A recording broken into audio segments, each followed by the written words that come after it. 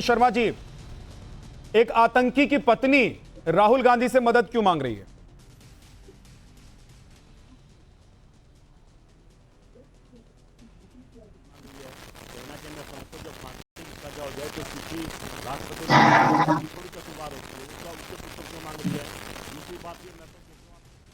आपकी आपकी आवाज नहीं आ रही है जगदीश जी, आपकी आवाज नहीं आ रही है। एक बार आपकी आवाज ठीक करवाते हैं और आपका ऑडियो ठीक करवाते हैं।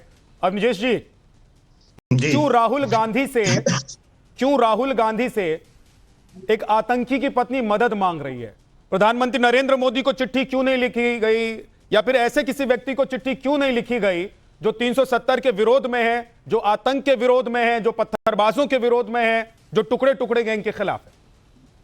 विद्यानाथ जी, आज आप ये सवाल पूछ रहे हैं। इस सवाल पूछने के साथ आपको वो तस्वीर भी दिखानी चाहिए जिसमें मनमोहन सिंह प्रधानमंत्री रहते हुए यासीन मलिक को का स्वागत कर रहे हैं। आप ये बताइए, जिस पार्टी के प्रधानमंत्री यासीन मलिक को जिसने इंडियन एयरफोर्स के अफसर को शायद 24 गोलियां मारी थी, उसकी पत्नी ऊपर से देख रही थी, उसके साथ अगर भारत का प्रधानमंत्री इस तरीके से मुलाकात करता है तो आप ये बताइए कि मदद की उम्मीद कहां से और की जाएगी। बात बड़ी साफ सी है विद्यानाथ जी की इस इतने समय के बाद कश्मीर में जो एक बदलाव आया है, कुछ लोगों को अभी हो सकता है कि उस जिस बदलाव की या जिस चीज की अपेक्षा हो वो पूरी ना हुई, लेकिन उसके बावजूद ये मानना चाहिए कि कम से कम दिशा वही है, हम सही दिशा में बढ़ रहे हैं आगे। अब पत्थरबाजी नहीं होती, अब स्कूलों में आग नहीं लगती, अब टारगेट किलिंग हो रही है। कुछ जो नॉन कश्मीरी लोग हैं, आउटसाइडर हैं, वहां पर किसी कारण से गए हुए हैं, वो ठीक है।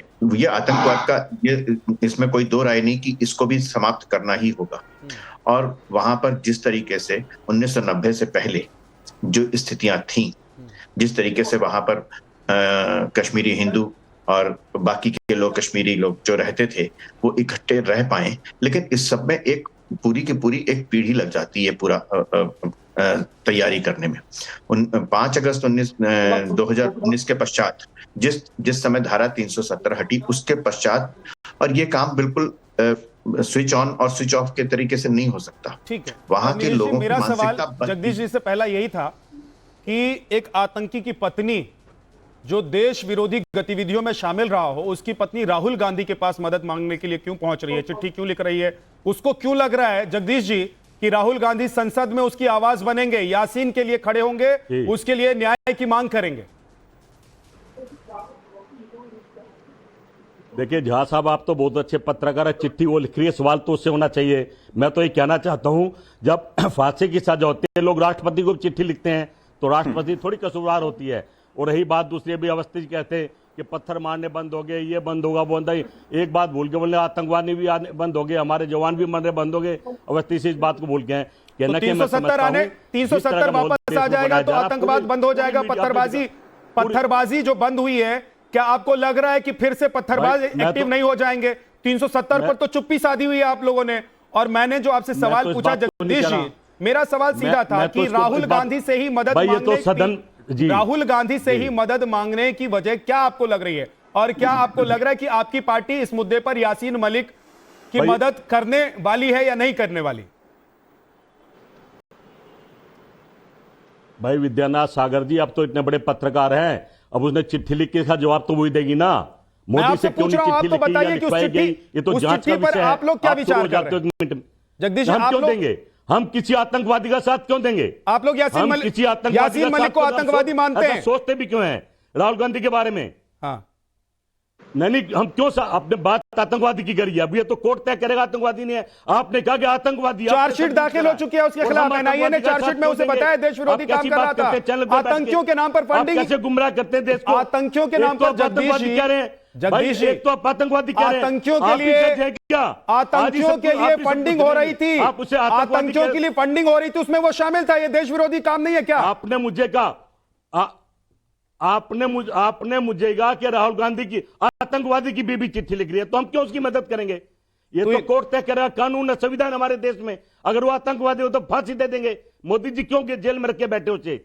मोदी की सरकार 12 साल से जवाब दीजिए। आप लोगों ने जो आज आरोप लगाया है, तो सिन्हा, आप लोगों ने कहा है कि एक आतंकवादी की पत्नी को लग रहा है कि राहुल गांधी उसके साथ खड़े हो सकते हैं, इसलिए उसने चिट्ठी लिखी है। आप लोगों ने कहा है कि 370 के नाम पर कांग्रेस राहुल गांधी इसलिए चुप्पी साधे में दिल्ली में कि उनको पता है कि वहां उन्होंने जो एक वादा किया था चुनाव के दौरान, गठबंधन ने वादा किया था, उस वादे को दिखाना है, हो ना हो लेकिन दिखाना है वहां पर विधानसभा में खड़े होकर। ये दो चीजें एक साथ चल रही है कश्मीर में। तो देखिए, मुझे लगता है पूरे विश्व में एक इमेज, एक बात फैल गई है कि मौजूदा कांग्रेस पार्टी जो है वो टेररिस्ट के लिए सॉफ्ट कॉर्नर रखती है। और यही कारण है कि यासीन मलिक की पत्नी ने को ऐसा लगा कि अगर किसी को अप्रोच करना चाहिए, अगर किसी को चिट्ठी लिखना चाहिए, अगर कोई हमदर्द है उनका भारत में, तो वो राहुल गांधी। और राहुल गांधी ने एक वजह दी है। हाँ। आप देखिए, जो व्यक्ति अपने पिता के हत्यारे को माफ कर सकता है, निश्चित रूप से उसने ये छवि दी है विश्व को कि वो आतंकवाद के विरुद्ध सॉफ्ट है।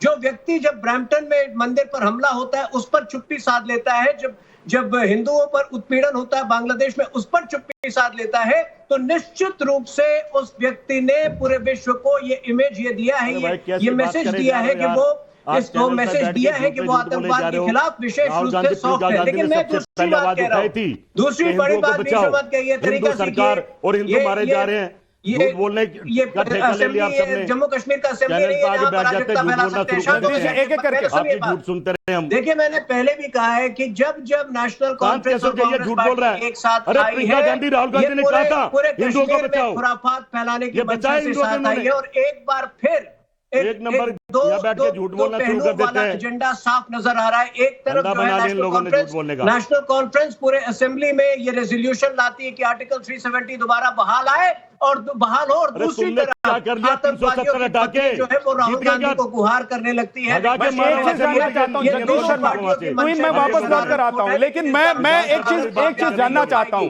आज देखिए, दो एजेंडे पर बात हो रही है। एक तरफ यासीन मलिक की पत्नी राहुल गांधी को चिट्ठी लिख रही है, सवाल यह उठ रहा है कि राहुल गांधी को ये चिट्ठी क्यों लिखी उसने। और दूसरी तस्वीर यह है, यह विधानसभा में हुए गुत्थम गुत्था की तस्वीर है, हंगामे की तस्वीर है। यहां पर पोस्टर लहराया जा रहा है कि 370 हमें वापस चाहिए, स्पेशल स्टेटस चाहिए। स्पेशल स्टेटस कई राज्यों को मिला है, यह मांग की जा रही है, लेकिन बताया यह नहीं जा रहा है कि कौन सा स्पेशल स्टेटस चाहिए। मैं वापस आऊंगा आप लोगों के पास, कांग्रेस और बीजेपी के नेताओं के पास, लेकिन सुशील पंडित जी, दो बातें हैं। एक तरफ राहुल गांधी को यासीन मलिक की पत्नी का चिट्ठी लिखना, और दूसरी तरफ 370 को लेकर हम देख रहे हैं कि हंगामा मचा हुआ है। 370 को लेकर हंगामा मचा हुआ है। क्या आपको लग रहा है कि जो जम्मू कश्मीर शांति की तरफ जा रहा है, उस जम्मू कश्मीर में एक बार फिर से पत्थरबाजी, टुकड़े टुकड़े, अलगाववाद को जिंदा करने की कोशिश हो रही है? और जो वादा कर दिया गया था चुनाव में, दिखाना यह भी है एनसी को और कांग्रेस को कि भाई हम उस वादे के लिए लड़ रहे हैं।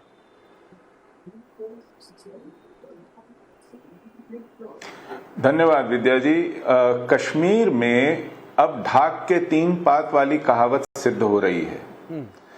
जो सरकार 1990 में थी, जब हमें निष्कासित होना पड़ा कश्मीर से, हमारा हिंसक निष्कासन हुआ, वही सरकार फिर से सत्ता में है, कांग्रेस एनसी गठबंधन की। दूसरी बात, यासीन मलिक के विषय में कौन किसे चिट्ठी लिख रहा है, यह बात तो दिलचस्प है ही, लेकिन यह बात भी न भूलें कि यासीन मलिक की मदद हर सरकार भर भर के कर रही है। अभी जिक्र हुआ कि स्क्वाड्रन लीडर रवि खन्ना को यासीन मलिक ने मारा था, गोलियों से भूना था, उसके 4 साथियों के साथ, सब एयरफोर्स के ऑफिसर थे। लेकिन यह कोई नहीं कहता है कि उस पर मुकदमा आज 35 साल से घिसट क्यों रहा है। सिर्फ वही मुकदमा नहीं, जितनी भी हत्याएं उसने की, जितने भी बलात्कार किए, हिंसक नरसंहार किए, मंदिर तोड़े, लोग मारे, दूरदर्शन का डायरेक्टर मारा गया, वाइस चांसलर मारा गया, एक रिटायर्ड हाईकोर्ट जज मारा गया, इन सब के हत्यारों में यासीन मलिक है। वो मुकदमे नहीं चल रहे हैं।